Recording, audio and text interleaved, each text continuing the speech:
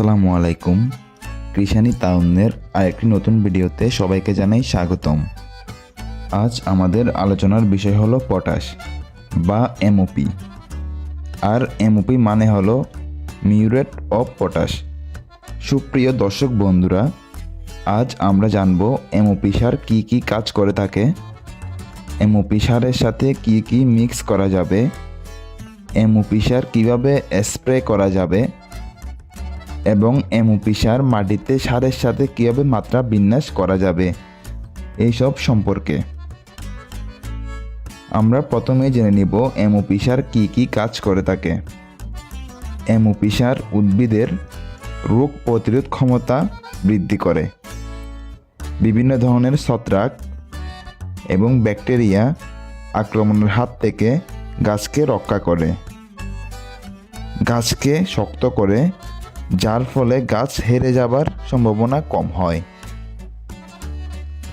মাটিতে পানি সংরক্ষণের ক্ষমতা বৃদ্ধি করে, গাছের অনুখাদ্যকে উজ্জীবিত করতে সাহায্য করে, গাছের শিকড় বৃদ্ধিতে সহায়তা করে।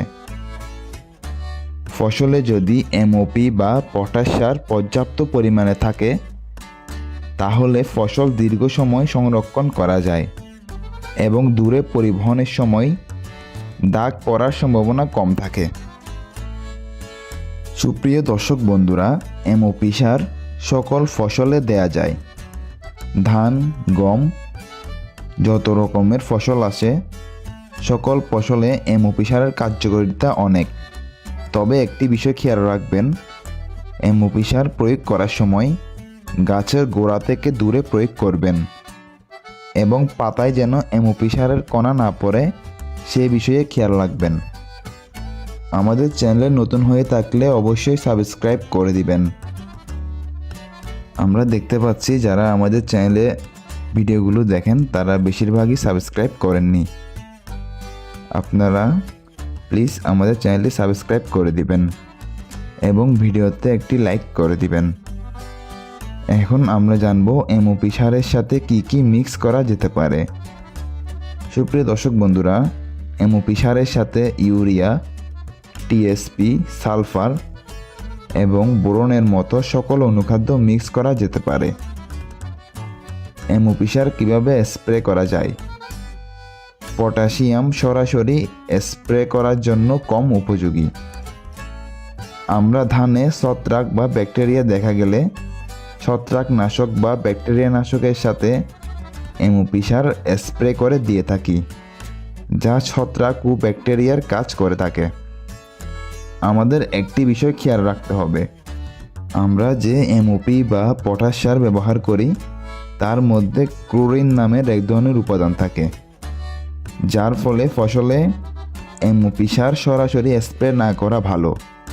আমরা এমওপি সারের পরিবর্তে কুইক পটাশ বা পটাশিয়াম সালফেট স্প্রে করতে পারি, যেটি পটাশিয়াম এবং সালফারের অভাবজনিত লক্ষণ প্রতিরোধ করতে সক্ষম এবং পটাশিয়াম সালফেট স্প্রে করার উপযোগী বিধায় এটি দ্রুত কাজ করে এবং খুব অল্প সময়ের মধ্যেই গাছের পরিবর্তন দেখা দেয়। আমরা অন্য কোনো ভিডিওতে পটাশিয়াম সালফেট বা কুইক পটাশ নিয়ে বিস্তারিত আলোচনা করব। এখন আমরা জানব এমওপি সার মাটিতে সারের সাথে কীভাবে মাত্রা বিন্যাস করব। সুপ্রিয় দর্শক বন্ধুরা, ফসল ভেদে সারের মাত্রার পার্থক্য দেখা যায়। সকল ফসলের সারের মাত্রা বিন্যাস বলতে গেলে ভিডিওটি অনেক বড় হয়ে যাবে। আমরা সকল ফসলের সারের সঠিক মাত্রা নিয়ে চার্ট তৈরি করে আপনাদের মাঝে উপস্থাপন করব, যাতে আপনারা সার ব্যবস্থাপনার বিষয়টি সহজে বুঝতে পারেন। আমরা ইউরিয়া এবং টিএসপি সারের উপর ভিডিও তৈরি করেছি। এই ভিডিওর ডিসক্রিপশন বক্সে আমরা ভিডিওর লিংক দিয়ে দিব। সুপ্রিয় দর্শক বন্ধুরা, আজকের ভিডিও এই পর্যন্তই। আপনাদের সাথে দেখা হবে নতুন কোনো ভিডিওতে নতুন কোনো টপিক নিয়ে।